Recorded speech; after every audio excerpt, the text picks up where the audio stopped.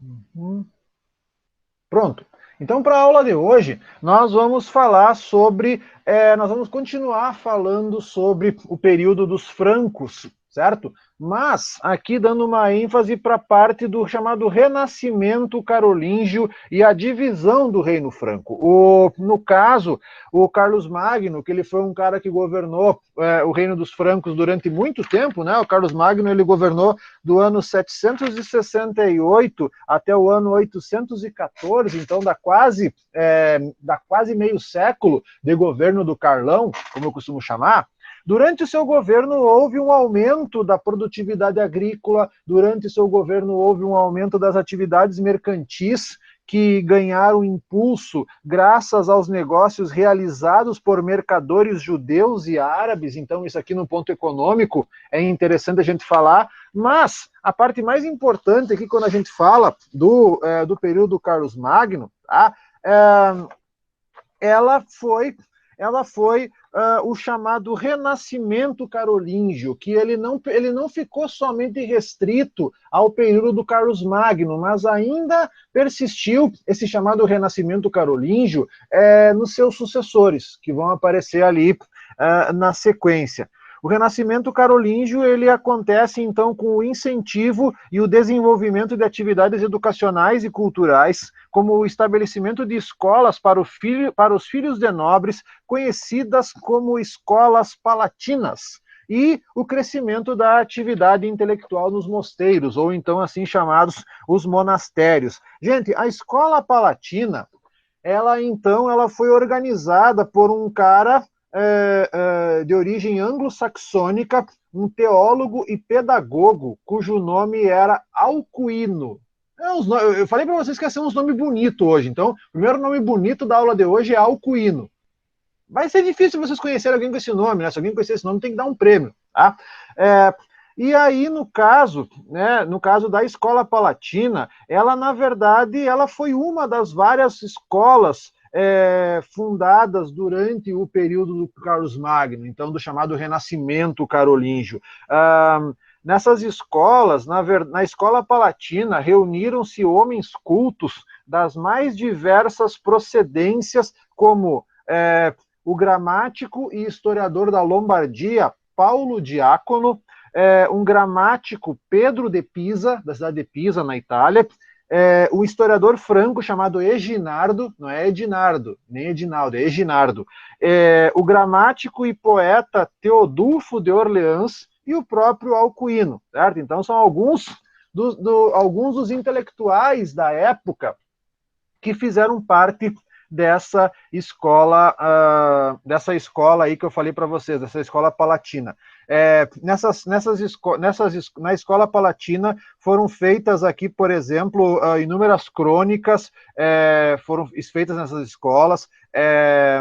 Também também foi assim nesse período que surgiu a letra carolíngia, que era uma letra mais clara e legível do que a letra gótica, certo? Então aqui tem várias situações aqui que poderíamos falar sobre essa escola e sobre essas escolas de natureza palatina. Os primeiros monastérios, eles, na verdade, a origem dos primeiros monastérios não é da Europa. Os primeiros monastérios eles foram construídos no Egito por volta do século III, mas só se espalharam pela Europa Ocidental após o ano 529, quando Bento de Núrcia fundou um mosteiro em Monte Cassino, na Itália, dando origem à Ordem de São Bento, ou Ordem Beneditina. Gente, deixa eu fazer um pequeno parênteses aqui sobre esse mosteiro. Tá? Ele fica no topo do Monte Cassino. Durante a Segunda Guerra Mundial, quando os aliados estavam conquistando a Península Itálica, o Monte Cassino, que os aliados desconfiavam que estava escondendo soldados e armas, o Monte Cassino, o mosteiro esse que eu falei para vocês, esse mosteiro lá, o mosteiro da Ordem de São Bento, ele foi bombardeado, sobrou pouca coisa. Não sei se foi restaurado depois, acredito que deva ter sido, mas o estrago foi muito grande lá naquele mosteiro. Porque a gente sabe, não é, gente? Numa guerra não se respeita nada. não se respeita lugar religioso, não se respeita lugar histórico, certo? E a Segunda Guerra Mundial, ela não respeitou esses locais aí, né? Pensa comigo, né, gurizada? O mosteiro beneditino, então, ele tinha 1.400 anos, mais de 1.400 anos quando ele foi bombardeado, só para vocês terem uma ideia. Alguns anos mais tarde, Bento escreveu o Regula Monasterium, ou Regra de São Bento, que era um conjunto de regras rígidas que regulamentavam a vida dos monges, dos mosteiros, e que vai ser a base das ordens que vão ser fundadas posteriormente. Na regra, Bento afirma que os monges deveriam permanecer ocupados, aí no caso ocupado dividindo seu tempo entre trabalhos manuais e leituras, sobretudo das Sagradas Escrituras. Então, por isso que os monges que viviam nessas comunidades, eles faziam cópias dos livros sagrados cristãos, copiavam obras de filosofia, medicina, arquitetura e astronomia. E por causa desse trabalho, então, esses monges acabaram conhecidos como monges copistas. Turma, uma informação que é importante para vocês entenderem. Nessa época, não existe máquina, não existe imprensa, aquela máquina que você pega uma folha e carimba, você pega lá, faz uma chapa, você passa tinta naquela chapa, naquelas letras e carimba na folha. Não, na verdade, a prensa de livros, ela só vai ser criada na Europa no século XV. Então, até o século XV, XVI, todos os livros eram copiados manualmente. Por isso que na Idade Média os livros eram mais raros e bem caros. Porque tu imagina tu copiar uma Bíblia inteira manualmente. Quanto tempo? Certo? Então era uma coisa cara, que poucas pessoas tinham acesso. Então é por causa desse trabalho que surgem, né, que esses monges são conhecidos como copistas. Então diz ali, ó, segundo o texto do Pierre Richer, assim que Carlos Magno restaurou as escolas e os scriptoria, que é a área onde se copiavam os manuscritos, scriptoria, que origina a palavra escritório, escrita, escrever. Olha a relação aqui, gurizada. Em todo o reino, ele investiu no trabalho dos mosteiros. Milhares de manuscritos foram recopiados, quase 8.000 foram conservados. As obras dos fundadores da igreja, de gramáticos, poetas, prosadores. Graças aos copistas, uma grande parte da herança literária latina foi salva e preservada. Autores romanos como Cícero, Virgílio, Tácito e muitos outros só se tornaram conhecidos pelo trabalho dos carolíngios, pelo trabalho desses monges copistas, desses mosteiros. Então, olha só a importância de todo esse trabalho aqui, ó, certo? Numa época onde não tinha livro impresso, que nem são esses aqui que vocês têm. Mas o que vai acontecer aqui, gurizada? Após a morte do Carlos Magno, após a morte do Carlão, o seu filho, Luís o Piedoso, ele procurou consolidar o império, tá? Mas o que acontece? O Império Carolíngio, ele dominava vários povos. E a multiplicidade de povos sob domínio carolíngio, ele dificultava a centralização do governo. Eram muitos povos, era ruim de controlar, e também não havia moeda para pagar soldados e funcionários que, ao invés de dinheiro pelo serviço, recebiam em terras. Só que essas terras elas acabavam fortalecendo os nobres proprietários de terra e enfraqueciam o poder real. E ainda por cima o Luís teve que lidar com os filhos. E aqui no caso dos filhos, né, gente? Bom, a primeira coisa é que assim, quando o Carlos Magno morre e assume o Luís o Piedoso, param as expedições de conquista. O que subtraiu ao imperador a fonte de obtenção de terras e outras riquezas necessárias para retribuir a prestação de serviços sem reduzir o patrimônio familiar. Então, a tendência foi, desde Luís o Piedoso, e aí o apelido Piedoso é porque ele parou de fazer guerra, foi piedoso com os outros povos, e aí então a tendência foi diminuir a quantidade de terras da coroa. E aí, como eu falei para vocês, ele ainda teve que enfrentar os próprios filhos rebeldes que disputavam o poder. Filhos rebeldes, né, como diz aquela... Né? Aí o que vai acontecer? depois disso, após a sua morte, no ano 840, o território franco acabou sendo dividido entre os seus 3 filhos, pelo Tratado de Verdun, assinado no ano de 1843. Tá? Então, aí o que aconteceu, né, gente? Na verdade, no ano 843, o território franco, como era uma tradição, certo? Como era um costume franco, ele foi dividido entre os seus filhos. No caso, olha o nome dos filhos. Carlos, o Calvo, recebeu a Francia Occidentalis, que hoje é a França. Luís, o Germânico, atribuiu-se a Francia Orientalis, que é a atual Alemanha. E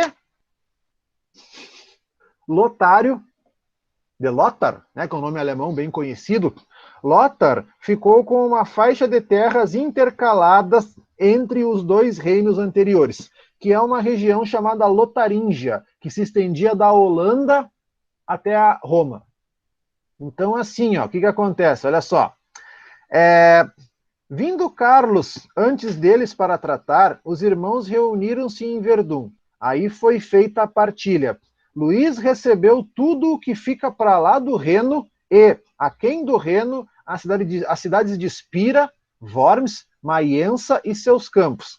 Lotário, o que está entre o Reno e o Escalda até o mar. E do outro lado, por Cambreses, o Rainô, os territórios de Lomé e Mézières e os condados vizinhos do Mosa, até a confluência do Saona e do Ródano, e ao longo do Ródano até o mar, com os condados que eles são contíguos. De resto, até a Espanha foi deixado a Carlos. Então, isso aqui que eu li para vocês foi um trecho do Tratado de Verdun. No decorrer dessas lutas, deu-se a decomposição do poder real. Então, assim, gurizada,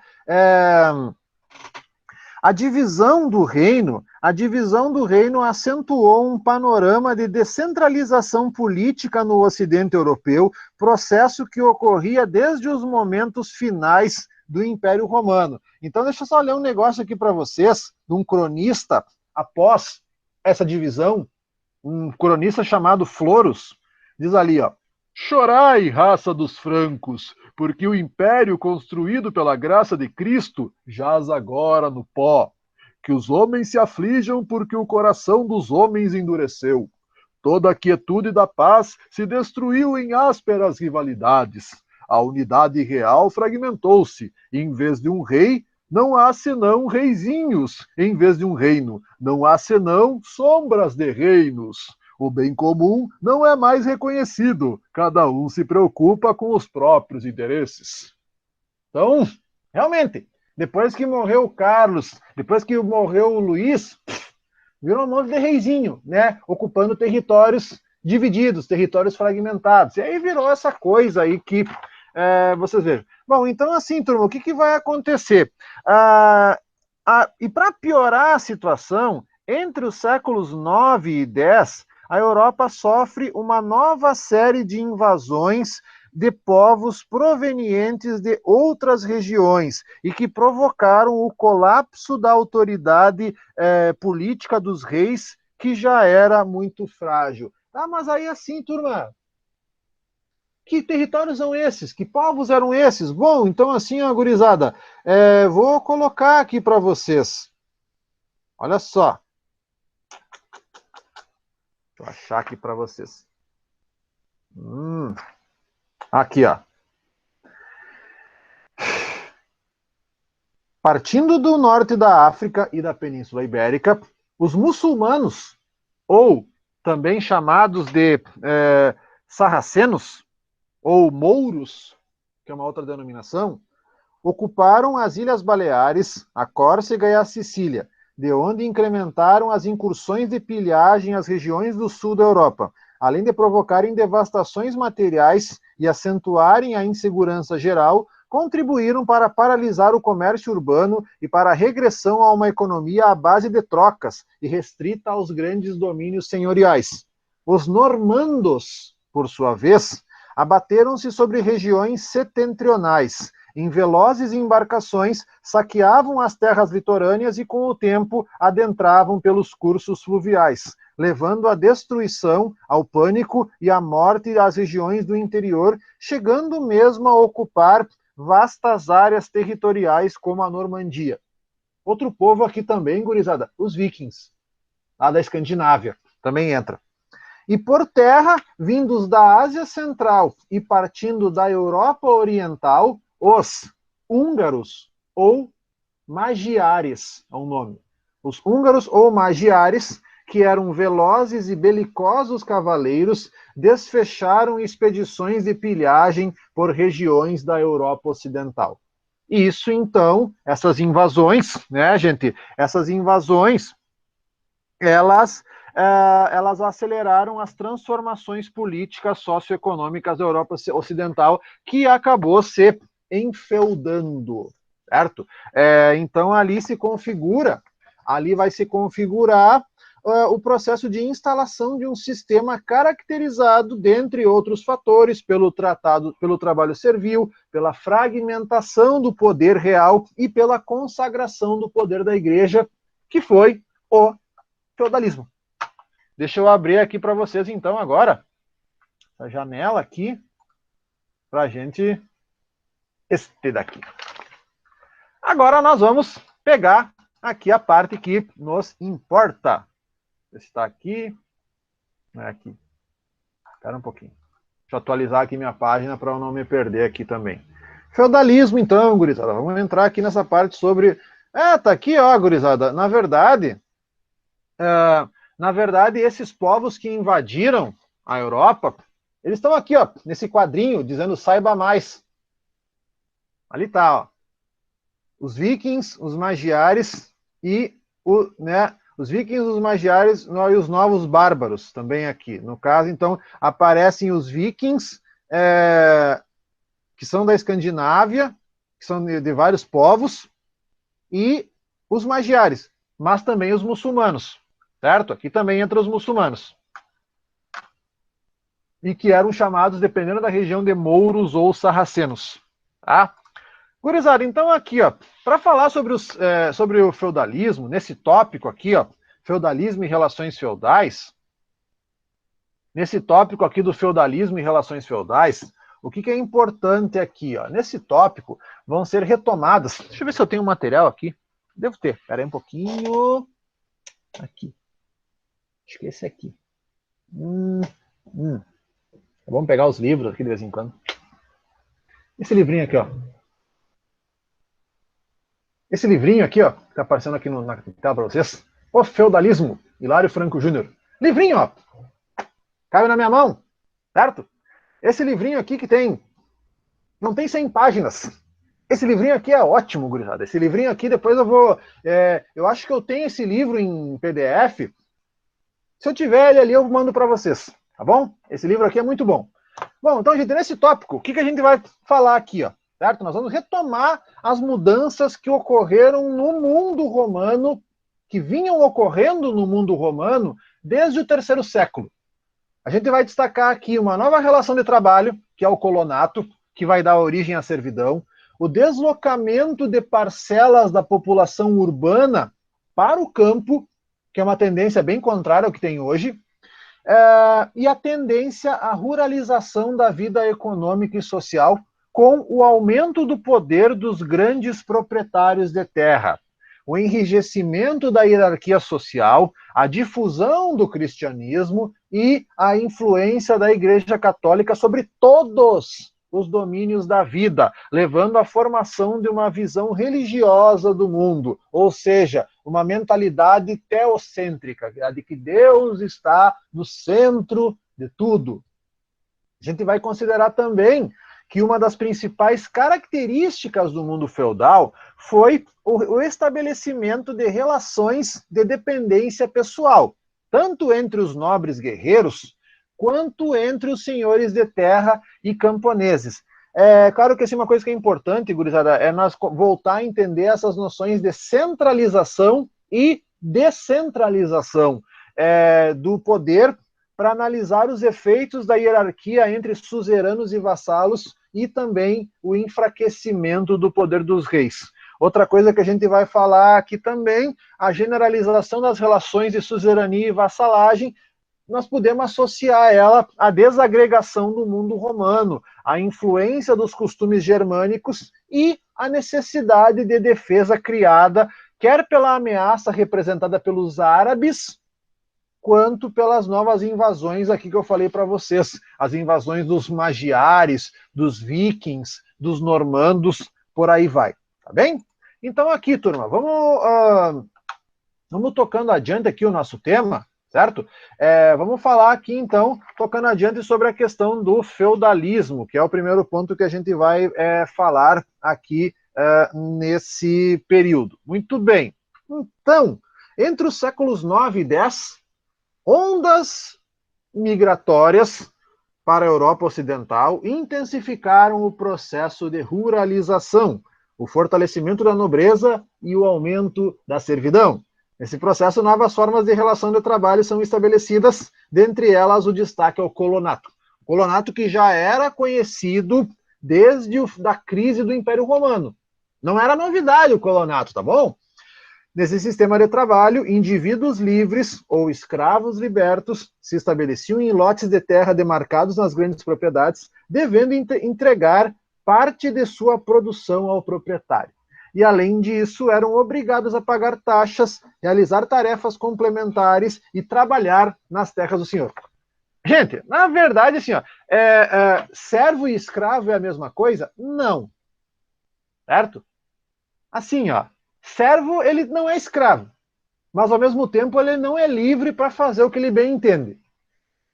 Dá para dizer assim, se você disser que a servidão ela é uma forma de escravidão, não está totalmente errado. Entendeu? Não está totalmente errado.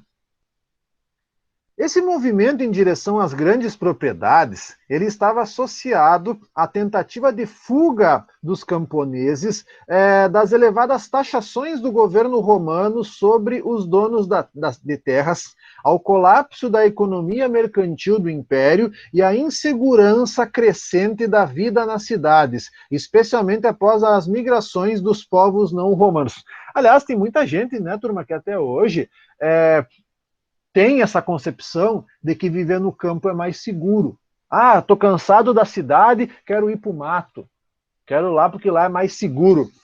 Bom, alguns de vocês aqui talvez vivam no interior, nas zonas rurais aqui da região, e saibam que ultimamente também o campo não tem sido tão seguro, não é verdade?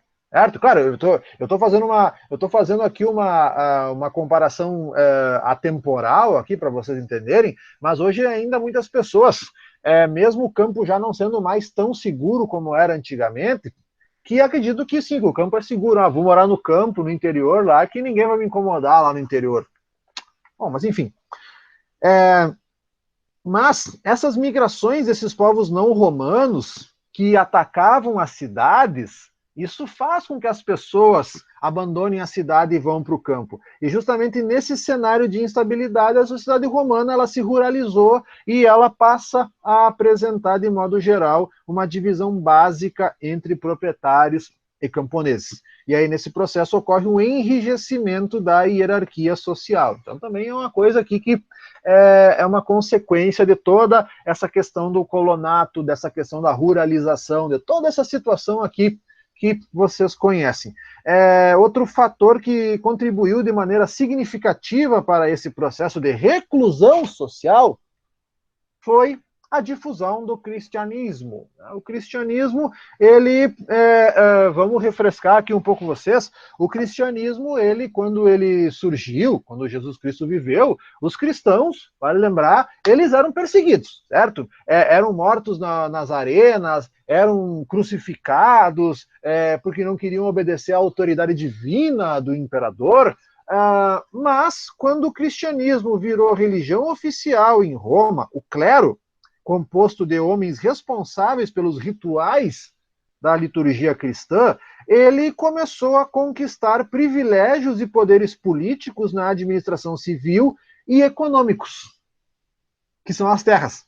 Aliás, gente, tanto de Roma quanto dos reinos bárbaros convertidos ao cristianismo, a Igreja Católica conseguiu muita terra. Muita terra. Olha, gente, muita terra mesmo.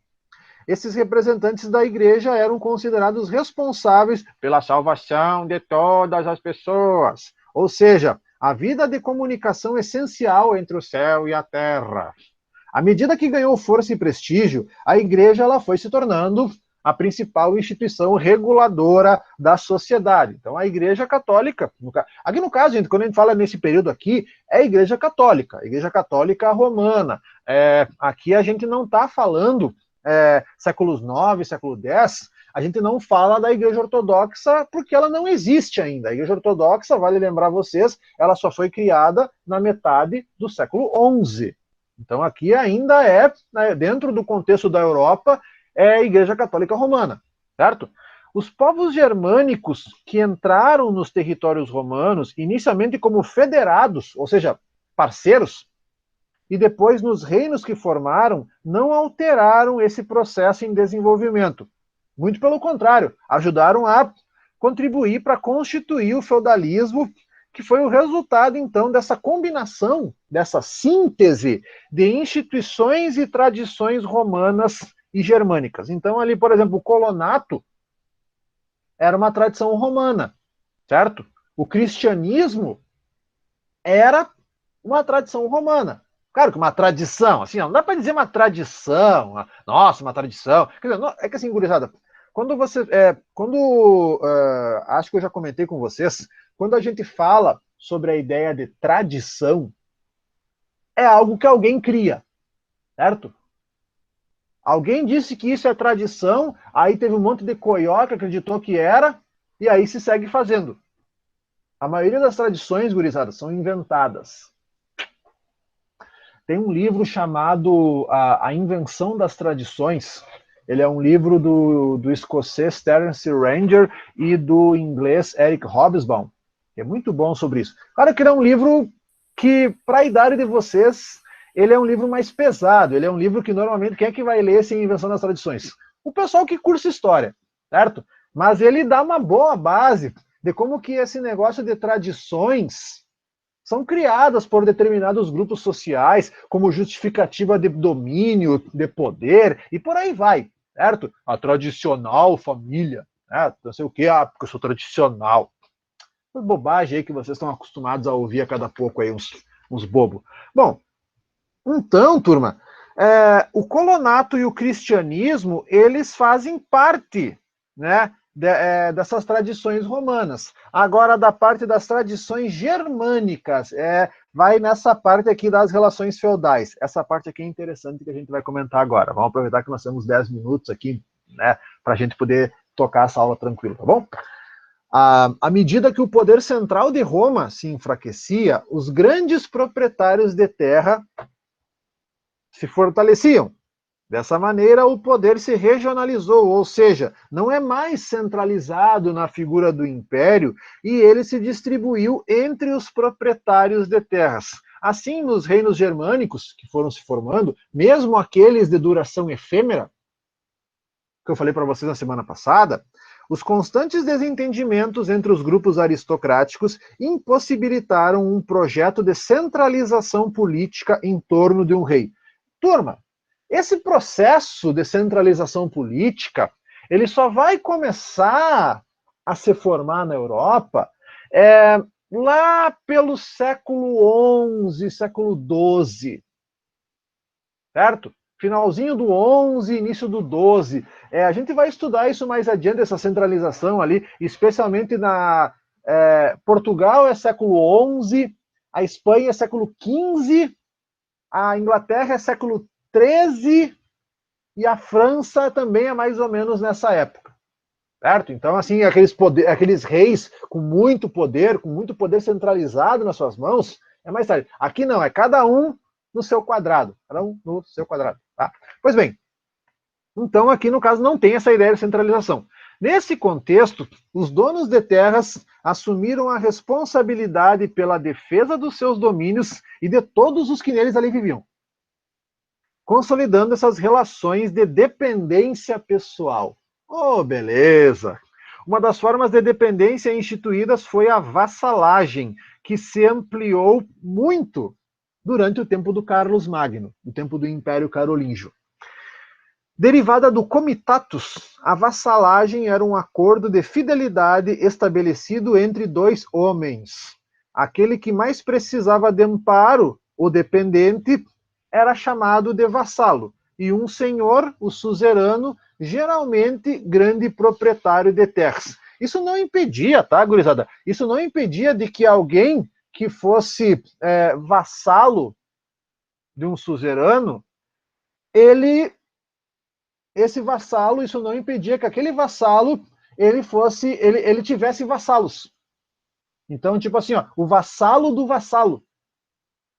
Podia acontecer. Então, tipo, tem um grandão lá, tem um suzerano, tem aquela troca, né, aquela relação com um vassalo, mas aquele vassalo ele pode ter outros vassalos. Meio ruim de entender isso, tá, gurizada? Mas é tipo assim, ó, tá? Vamos dizer que tem lá o chefe, né? O diretor, o chefe, aí tem o professor, e aí tem os alunos. Mais ou menos isso, certo? Então, isso é um suzerano e vassalo do vassalo. Tá? Mais ou menos assim, ó. Não é, assim, gente, não é muito difícil de compreender isso aí. Na verdade, são relações, na verdade, isso são laços de dependência pessoal. Tá bom? É isso que a gente está falando.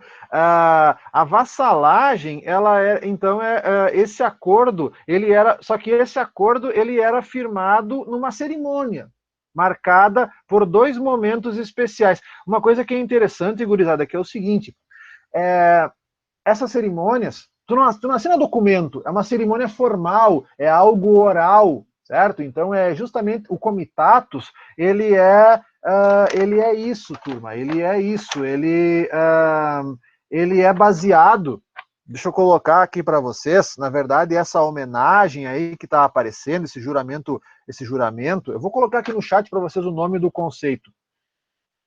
Ele é aquilo que a gente chama de... O nome não é muito comum para vocês. Direito consuetudinário. É um direito não escrito, é um direito oral, que é algo que também é uma contribuição dos povos germânicos no feudalismo. Aquilo que eu falava para vocês na semana passada, quando eu explicava para vocês daquela cerimônia lá que a rainha Elizabeth, ela batiza o cara com uma espada, faz aquela homenagem. Isso aí, gurizada, certo? Então ali, ó, esse acordo de mutualidade era firmado numa cerimônia marcada por 2 momentos. O da homenagem, que é o juramento pessoal, e o da investidura, que é o recebimento do bem. Então, no caso ali daquela cena que vocês viram, a Elizabeth, a véia Beth, né, como eu chamo, a véia Beth, ela faz a homenagem, aqui o cavaleiro, e aí ela concede, e aí investidor, então aí o cara recebeu o título de cavaleiro. Então, isso é o bem. No caso do velhinho, o bem é uma medalha que ele vai ganhar, que ele ganhou da veinha lá. Tá? Pois bem, o vassalo recebia um benefício, que é um bem ou direito cedido em troca de fidelidade, e várias obrigações, principalmente militares. Isso, claro, no caso da Idade Média.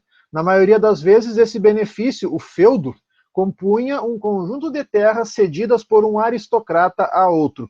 Então, os vassalos que recebiam os feudos se tornavam senhores feudais. Com o tempo, os próprios vassalos passaram a doar benefícios a outros aristocratas e se tornaram suzeranos dos seus vassalos, que é aquela ideia que eu falei para vocês. Então, é o vassalo do vassalo. Dessa forma, houve um gradual enfraquecimento, mas não total desaparecimento da autoridade do rei. Continuava tendo rei, mas não um rei com tanto poder assim. Ou seja, muitos homens, especialmente nas regiões do interior do império, não estavam ligados diretamente ao monarca e, por isso, dane-se as decisões daquele rei lá. Portanto, podemos dizer que a descentralização do poder real no Ocidente tem 2 pontos. primeiro, o desmembramento do Império Carolíngio, né? Então, ali primeiro que assim, ó, o Império ele não manteve a unidade, e depois os movimentos migratórios, aqueles lá dos vikings e dos magiares. Eu não falei dos vikings, né, gente, direito para vocês. Os vikings eram povos de origem escandinava e se dividiam em noruegueses, suecos e daneses, que são os dinamarqueses. Praticavam a atividade agrícola e o comércio marítimo. Grandes navegadores invadiram a zona litorânea da Europa no século IX, saqueando e destruindo aldeias. Na Inglaterra, conquistaram vários reinos e misturaram-se aos anglo-saxões por meio de casamentos. Os vikings, que se fixaram no norte da França, aí os normandos, adotaram o cristianismo e também se misturaram à população local. Um exemplo que a gente aparece muito quando a gente fala dos vikings é uma história em quadrinhos. Certamente vocês já viram. Hagar, o horrível. Vocês já devem ter visto essas histórias em quadrinhos aí, aquelas tirinhas do Hagar, o horrível.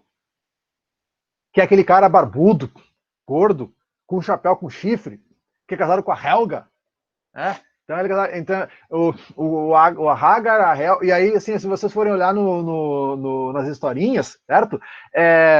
Aí o que ele faz? Ele saqueia, ele pilha outros povos, certo? O Hagar, ele saqueia outros povos, aí ele tem um casal de filhos, certo? Um gurizinho mais novo, aí ele tem uma filha já adolescente, quase adulta, que quer casar, enfim. Cara, eu sou fã dessas histórias. Elas foram escritas pelos irmãos Brown, Dick e Chris Brown, que bom, depois a gente pode olhar isso na sexta-feira, a gente pode olhar um pouco dessas historinhas que são pequenas tiras, histórias curtas, mas que são sempre muito boas e que talvez vocês vejam algumas dessas histórias em questões de língua portuguesa, por exemplo.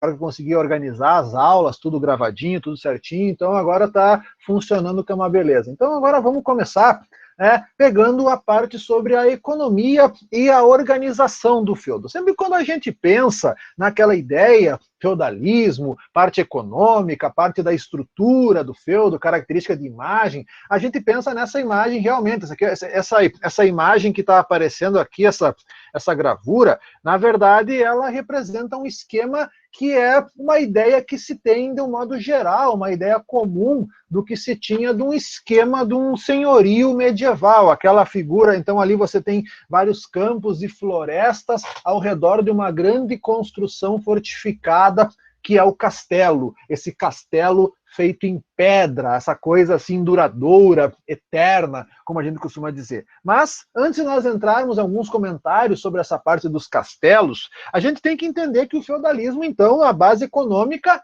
é agricultura. Então, assim, é uma coisa que é intrínseca ao feudalismo, é a agricultura. Se vocês lerem alguma coisa lá, industrialização, ignora isso, que isso é lorota. A base econômica do feudalismo é a agricultura, essa agricultura praticada pelos camponeses, que eram a grande maioria da população e que trabalhavam nos domínios senhoriais através do chamado regime de servidão. Então, servidão ou colonato, como vocês queiram falar.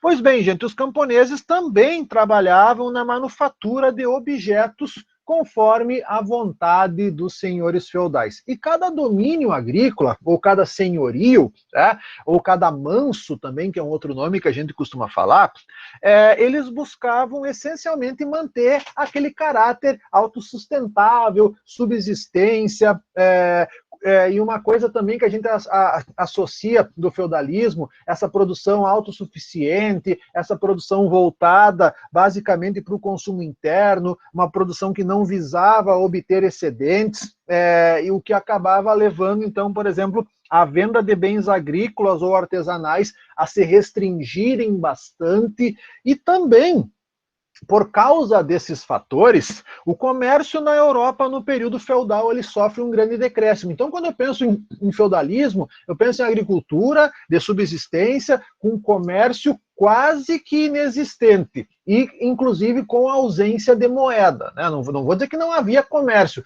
mas esse comércio ele era muito pequeno em relação a outros períodos antes da queda de Roma e depois aqui lá na Idade Moderna. Então é um comércio bastante reduzido. Na verdade, a gente vai ter um aquecimento do comércio na Idade Média, principalmente ali naquele período que a gente vai estudar mais adiante, que vocês chamam de Baixa Idade Média. E aí, então, ali, né, o centro da propriedade é o castelo, tá? Normalmente, no imaginário de vocês, todos os castelos, eles são de pedra. Mas não, gurizada, a maioria dos castelos medievais, eles não eram de pedra, eles eram de madeira. Só que, vocês sabem, madeira é matéria orgânica e não tem árvore que resista a 1000 e tantos anos. Gente, imagina um castelo de madeira de 1000 anos. Vocês não vão encontrar. Não vão. Então, quais que são os castelos medievais que vocês conhecem? São os de pedras, mas a maioria é de madeira, certo? Então, assim, os castelos de madeira construídos tipo aqueles fortes que alguns de vocês brincavam quando criança, os Forte Apache, né? Claro que o Forte Apache é uma outra coisa, uma coisa bem aleatória ao que a gente está falando, mas é aquele tipo de construção. Crava um monte de toras de madeira numa área cercada e ali se protege. Então, é o ponto aqui. O castelo era o centro da propriedade, onde morava a família do senhor e os seus dependentes, aonde moravam os cavaleiros e os nobres, aonde nos chamados senhorios eram produzidos, né, aquilo que sustentava a população do castelo e do geral, então queijos, vinhos, leguminosas, manteiga, tecidos, utensílios domésticos variados e outras coisas necessárias para sobrevivência, para a subsistência dessas pessoas. O senhorio era comumente dividido em 3 partes, e ali tem o texto do Roberto Navarro para nos ajudar. As grandes propriedades eram divididas em 3 categorias. A primeira, que englobava a maior parte do solo cultivado, era o chamado de manso, né? O manso senhorial. O manso senhorial, que era aonde tudo que se produzia pertencia ao senhor feudal, então senhorial, terras do senhor. Só que quem produzia, quem fazia todo o trabalho produtivo eram os servos, certo? Então ali os servos estes que trabalhavam em todas as terras, mas que só podiam tirar o seu sustento dos lotes que formavam a segunda categoria, que era o manso servil. Então ali tu tinha o manso senhorial e o manso servil. E por fim, os bosques, florestas e pântanos eram coletivos, mas nem tão coletivos assim, já que as caçadas dos animais maiores só podiam ser feitas pelos senhores. Então é por isso que até hoje na Europa, em algumas regiões da Europa, a caça é um esporte associado à nobreza, porque era, desde a Idade Média, a caça associada aos nobres. Só os nobres podiam caçar os grandes animais, enquanto que os servos tinham que se contentar com os bichinhos que achavam por ali, e te vira, maninho, como diz o outro. Pois bem, agora a gente vai entrar, antes de entrar nessa parte sobre sociedade feudal, eu quero mostrar aqui para vocês um material. Esse material ele vai falar sobre uma curiosidade do período, que é a questão da alimentação. Essa parte aqui do manso, né? Essa parte aqui tranquilo, certo? Essa parte aqui bem tranquilo. Trabalho e alimentação. Isso aqui é interessante de trabalhar, esse tópico aqui, ó. E vão aparecer, eu quero mostrar para vocês algumas imagens. Cara, eu sou fã da sociedade, eu sou fã da arte medieval. Ela é meio tosca, assim, né? As pessoas, elas têm umas caras sofridas, né? Que hoje a galera pega essas imagens e faz vários memes, né? Pega aquelas páginas tipo reações medievais e faz as sátiras, né? Faz aquelas expressões. Então, aqui, por exemplo, nessa imagem, nós temos um moinho do século XIV, né, uma descrição do moinho, e a qualidade do desenho é uma coisa, assim, ó, técnica, olha, trabalho de 4ª série. Então, isso aqui é um exemplo, né? As pessoas aqui, ó, trabalhando no moinho de vento. Então, aqui aparece um moinho de vento. Nessa outra imagem aparece um moinho de roda d'água, que também... Cara, eu não sei nem como descrever esses desenhos aqui, mas os artistas da época certamente seriam reprovados, né, na faculdade de hoje, mas é o que as técnicas artísticas da época fazia os desenhos ficarem desse jeito, não tem muita proporção de espaço, de profundidade, não tem nada, não é, gente? Aqui, por exemplo, nós temos... Cara, olha essa pose aqui, cara. Olha essa pose desse cara aqui, desse semeador. Ele tá segurando não sei o que ali na mão, aí no bolso ele tem umas sementes, a cara do cavalo, né? O cavalo ali, o cavalo puxando o arado, e vai um cara na frente puxando o cavalo, certo? E aqui vai o semeador. Ai, meu Deus, mais um dia aqui plantando. E os corvos aqui, na verdade, eu acho que isso aqui, na verdade, é uma tiradeira de pedra, né? Agora sim dá para perceber. Isso aqui é uma tiradeira de pedra que ele está atirando essas pedras nos corvos que estão ali querendo pegar as sementes que ele está jogando no solo, né? Enquanto o cavalo está arando a terra, né? O cara tá jogando umas pedras ali nos corvos, né? Então, cara, que pose, né? Dá para depois pegar essa cena aqui e fazer dá para fazer reações medievais, com certeza dá para fazer. Essa pintura aqui, na verdade, essa iluminura, ela tá no livro de Salmos, de um autor lá da Inglaterra, século XIV. Então, olha só aqui os traços. Essas são algumas das imagens. E aqui, gente, a alimentação, que é um tema que eu estava comentando com vocês. Tá? Tem aqui algumas imagens sobre, né? Aqui tem algumas imagens sobre, mas vamos ler primeiro o texto, depois a gente pode olhar as imagens, certo? Sobre a questão da alimentação. Bom, no geral, a variedade de alimentos, ela é garantida principalmente com o aporte significativo de produtos animais na mesa das classes populares. Esse fato é importante porque se trata de um dado insólito na história da alimentação. Ao que parece, durante a Alta Idade Média, os camponeses europeus tiveram uma alimentação mais equilibrada do que em outras épocas, passadas ou futuras, em que os cereais constituíam a base da alimentação. Então é isso que acontece, né, no caso. Então, hoje, assim, a Idade Média ela vem sendo mais estudada, e alguns temas que muita gente não dava importância, como a questão do tipo de alimentação, hoje estão sendo temas bastante estudados e inclusive abordados. Pode aparecer até num Enem da vida uma questão relacionada à alimentação na Idade Média. Tá? Vocês podem, não estou dizendo que vai aparecer, mas pode, numa dessas coisas aleatórias da vida, aparecer.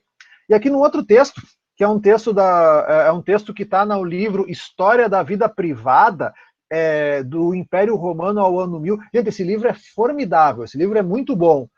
Então diz ali, ó, nesses grandes banquetes festivos, os monges consomem a mesma quantidade de pão que nos dias comuns. Porém, a ração de vinho e os purês de legumes secos se duplicam, enquanto cada um recebe 6 ovos e 2 aves. Meu, só nisso aqui tu já... Meu Deus do céu! Em determinadas festas, os cônegos do Mans recebiam 1 quilo de carne e poções. Vinho aromatizado com funcho, menta ou sálvia, de cerca de meio litro. No total, as rações chegavam a 9.000 calorias. Cara do céu, isso aqui! 9.000 calorias! Excessivas em glicídios e proteínas, insuficientes em vitaminas, demandavam longas digestões, acompanhadas de cestas, arrotos e flatulências, expressas da maneira mais sonora possível, pois constituíam prova de boa saúde e de deferência ao anfitrião. O conviva só ficava contente depois de encher a barriga. Eita! Né? O cara come uma montoeira dessas, e aí depois fica lá rotando e peidando ali, né, cara, que coisa, né, olha, e olha só quem que tá no banquete, são os monges, né, então assim, ó, aquela expressão, bah, hoje eu comi que nem um padre, vem daí, né, os padres normalmente eles comiam bastante, né, os padres, os cônegos, né, os monsenhores, eles comiam bastante, e aqui agora eu quero mostrar as imagens aqui então para vocês, ó, essa imagem aqui, o Duque de Lancaster com João I, rei de Portugal, século XIV. Cara, olha essas gravuras aqui, meu, né? Olha o banquete ali e as caras, né? Olha, vai dizer que não parece que todo mundo ali é... Acho que os caras copiaram o artista que pintou essa obra aqui, ele pegou 2 modelos de cara, umas caras aqui para cima e umas caras aqui para baixo, né? Esse aqui tá puxando um fio do calçado, aqui tem dois puxando fofoca, tem um aqui com banquete, tem os servidores ali. Cara, eu adoro essas imagens, assim, ó, elas são meio toscas, mas eu sou fã delas, tá? Aqui tem uma outra, vamos ver se vai abrir aqui. Ah, os caras fazendo pão. Essa aqui é uma imagem lá da Itália, ó, metendo pãozinho lá no forno, fazendo um pãozinho. Delícia, né? 11h20. Essa outra imagem aqui, então, lá na França, os caras pescando enguias. Enguia é aquele peixe que dá choque, não é? Não sei, eu nunca comi enguia, né? Não sei se isso é bom, não sei se isso deve ser bom comer enguia, né? Mas enfim, os caras estão pescando as enguias aqui na França. Nessa outra imagem aqui, então, um banquete, um almoço ao ar livre, essa pintura do século XVI na França. Então aqui o pessoal está metendo um banquete, esse aqui já está entornando um litrão ali, né? Tá bem no ritmo do sextou, né? Esses outros aqui né? Esse aqui já está. E aí esse aqui já deve ter tomado todas e tá dando palestra, né? Porque tem uns caras que gostam de tomar todas e dar palestra depois que toma uma, né? Então esse cara ali... Essa cena é muito boa, o frade e o vinho, né? Então essa cena aqui é uma pintura feita entre os séculos 12 e 13, então ali todos os frades, né, no momento de comunhão, partilhando pão, tomando vinho. Não, eu não quero mais, né? Esse cara aqui do canto, ó, não quero mais. E aqui o doguinho sendo alimentado, né? Então até os padres, até os monges ali têm os doguinhos que eles têm que alimentar, tem o doguinho ali para dar comida, né? Enquanto eles ficam ali discutindo. Parece que é tudo igual, né? Mas é que, na verdade, eles eram... os cortes de cabelo era tudo igual, a roupa era igual. Isso tem jeito de ser um convento franciscano ou dominicano. Não me perguntem qual, que eu não vou lembrar, mas é algum deles.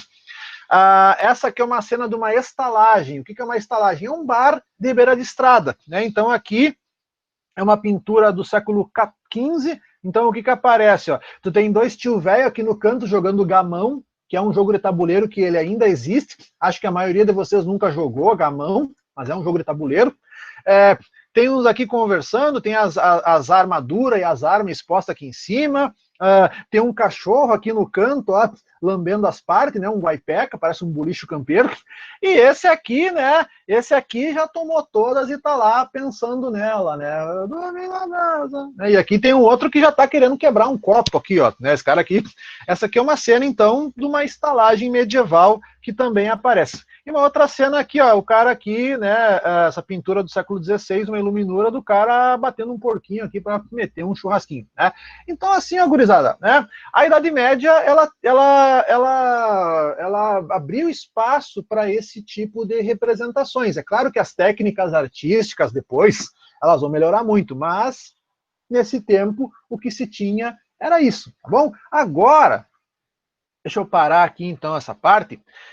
Eu quero voltar aqui para mostrar para vocês, vamos colocar aqui de volta, para nós falarmos sobre essa parte da sociedade feudal, para nós já nos encaminharmos aqui, pelo menos, para essa parte final do material. Vocês certamente já devem ter visto esse esquema de pirâmide que está aparecendo ali na imagem. Certo? Esse esquema de pirâmide aí, ele é bem conhecido aqui de vocês, esse esquema que a gente vai colocar aqui agora para falar sobre a sociedade feudal. Gurizada, a sociedade feudal, ela está sendo apresentada aqui para vocês na sua divisão clássica, em ordens, o clero, a nobreza e os camponeses. Aqui, no caso, nesse esquema, a gente vai destacar o papel de cada um desses grupos, o caráter hierárquico dessa estrutura e, principalmente, a influência religiosa exercida sobre todas as camadas da população europeia durante esse período. Tá? Já que até alguma coisa que vai aparecer, a gente vai ver aqui no texto, as divisões sociais, elas eram justificadas pela igreja, ou seja, se existia uma ordem dos que oram, dos que guerreiam e dos que trabalham, é porque Deus quer. E aí justamente nesse ponto que a igreja ela entra com esse papel aqui de justificar essa servidão, né? Então tem vários textos, tem um bispo lá o nome do cara é Adalberon de Laon, que é o nome do cara, um bispo do século XI, que dizia que essa ordem era desse jeito porque Deus queria. E porque um dependia do outro. Só um pouquinho. Tá. Agora podemos voltar aqui, né? Podemos voltar aqui para para a gente continuar. Então aqui, gurizada, a sociedade feudal, ela era essencialmente em ordens, ou estamental. Então aqui entra o clero, a nobreza e o campesinato. Vocês estão vendo aí que havia uma rigidez na hierarquia social, em grande, e cujos valores e práticas eram em grande parte regulamentados pela igreja, no caso aqui, igreja católica, tá, gurizada? Nesse período da Alta Idade Média, aqui, até o início do século XI, não existem divisões dentro do catolicismo. Então, aqui, no caso, vocês vão entender que é a igreja católica. Os clérigos legitimavam essa organização, afirmando que as pessoas deveriam desempenhar suas funções porque era a vontade de Deus e, portanto, deveriam obedecer. Certo? Assim, a hierarquia era determinada pelo nascimento, com praticamente nenhuma chance de ascensão ou mobilidade social. É claro que, assim, uma coisa que você tem que compreender aqui, pessoal, é o seguinte: os membros do clero não têm filhos. Então, tá, mas da onde que vem os membros do clero, professor? Pois bem, vem da nobreza. Certo? A nobreza... tá, mas e algum camponês poderia virar um membro do clero? Poderia, no máximo um padre miserávelzinho lá, tendo que depender do dízimo dos seus fiéis, certo?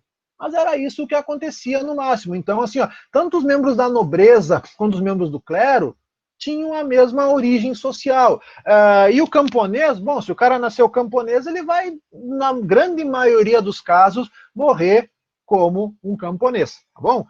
No ideário medieval, os clérigos faziam esse meio campo entre Deus e os seres humanos. Então, por esse motivo, nesse período de grande fragmentação do poder político, era a fé cristã o fator de unidade entre os povos. Tá? A Igreja Católica ela exercia grande autoridade não só na vida religiosa, mas em outros fatores aqui, ó, na educação, nos negócios, no cotidiano, nas atividades econômicas, e o batismo era o mecanismo de inserção das pessoas nessa sociedade.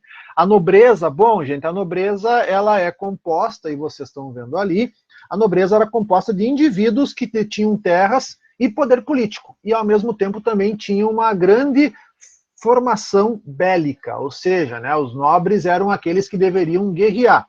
Os cavaleiros, que eram de uma pequena aristocracia, eles sabiam manusear as armas. Ali está o ponto bem correto.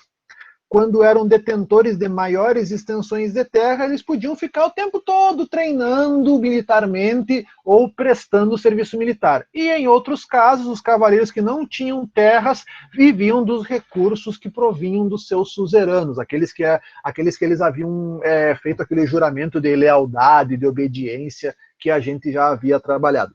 A nobreza e o clero, eles eram sustentados, coitados, pelos servos. Os servos que viviam sob um regime de servidão de gleba. Traduzindo, não podiam abandonar o feudo, mesmo se o feudo trocasse de propriedade. Né? Então, vamos dizer, morre o dono da terra, assume outro, o servo continua lá. Então, assim, ó, a maioria de nós, a maioria das pessoas naquele tempo, era servo. Então, devia ser legal viver naquele tempo. Olha, se tu fosse um nobre, até vai. Mas se tu fosse um camponês, o que era a grande maioria dos casos, tu ia estar muito ferrado. Tá? Porque os servos eles eram obrigados a pagar uma série de tributos. Esses tributos eu sei que vocês estudaram ele no 7º ano. Tá? Corveia, talha, banalidade. Esse é corveia, né? Trabalhar de graça alguns dias da semana, de 3 a 4 dias da semana, nas terras do Senhor, e tudo que era produzido ficava com o Senhor. Tá? A talha, bom, o que é a talha? A talha é entregar... Olha quem passou aqui atrás, quando derrubou minha garrafa aqui. Eita, olha só, vocês viram aqui, ó, passou que é um furacão, né? Por isso que eu chamo essa gata de furacão. A talha que era a obrigação, né, no caso de entregar metade de tudo que fosse produzido. Certo? E também as banalidades, que não eram coisas tão banais. Cada vez que tu fosse usar as ferramentas ou equipamentos de trabalho que pertencessem para o senhor feudal, tu tinha que pagar. Tá? Mas aí vocês podem pensar, mas professor, e a questão da justiça nesse sistema feudal? Para quem que eles poderiam reclamar caso eles se sentissem injustiçados? Ora, gente, para o próprio senhor feudal. Aí vocês percebem que era difícil para um servo conseguir alguma coisa, não é assim, tipo assim, ó, o cara tá te explorando, e é esse cara que tu vai ter que pedir justiça? Bom, tá, mas e caso o senhor feudal fosse querer fazer um julgamento do servo? Bom, aí normalmente, eu estou sendo irônico, deixa na mão de Deus. Como assim deixar na mão de Deus, professor? Bom, muito bem, é simples. Se tu quer saber se o servo é culpado ou inocente, faz ele segurar um ferro quente nas mãos ou amarra uma pedra nele e joga ele no rio. Caso ele não se queimar ou caso ele não se afogar, aí ele é inocente. Então dá para ver que assim, ó, servo que ousasse se rebelar contra o seu senhor feudal ia se dar mal. Chegou até a dar rima, né? Nunca foi encontrado um servo inocente. Nunca, jamais, né? Então, assim, ó, chegou a rimar, né? Quer reclamar com o senhor feudal, vai se dar mal, né? Então chegou a rimar aqui, pelo amor de Deus, né? Mas enfim. E também havia nessas sociedades os vilões, mas os vilões aqui não é o conceito de vilão que vocês estão habituados, né? Os vilões que eram pessoas que não estavam presos à terra e podiam vagar pelos locais aí, por vários domínios em busca de trabalho, alguns chegando até a conseguir terras ou enriquecer com atividades comerciais. Então, o vilão, né? Cara, essa imagem que aparece aqui embaixo, né? Essa imagem aqui dos camponeses do trabalho. Cara, olha a cara desse coitado aqui, o primeiro aqui que está ajoelhado. A cara dele de sofrência, né? Ele está ali colhendo trigo, mas ele está com uma cara assim que, meu Deus do céu, né? Eu não aguento mais essa vida, meu Deus do céu. Eu não aguento mais, né? Então ali o cara, coitado, colhendo trigo ajoelhado. Bom, nesse tempo não tem colheitadeira, né? Então, na verdade, colheitadeira, que vocês conhecem, é uma coisa do século XX. Então, até o século XX, colher trigo era na foicezinha aí, no trabalho manual, juntar aquela galera toda para colher trigo.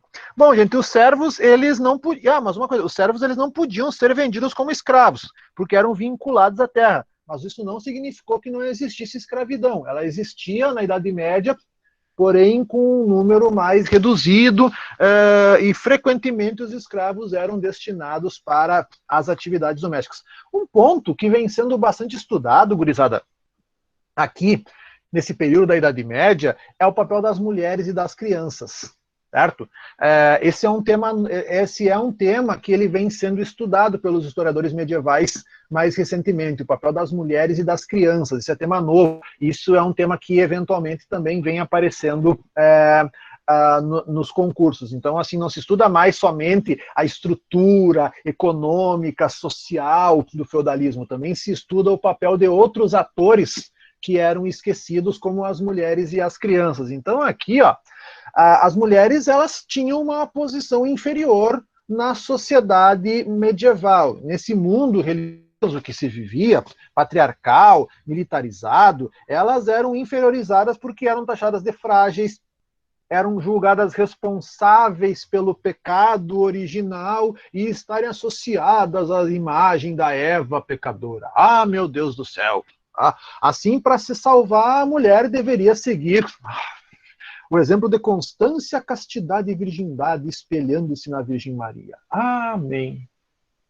Pois bem, na sociedade rigidamente hierarquizada da Idade Média, a origem social das mulheres era o que determinava o seu cotidiano. As camponesas têm que cuidar da casa, cuidar dos filhos, fiar, tecer, ajudar nas colheitas. Eita, nós! Na aristocracia, o matrimônio garantia aos nobres o enriquecimento das linhagens e aos reis a sucessão do trono por meio da união com as damas mais destacadas aqui da nobreza.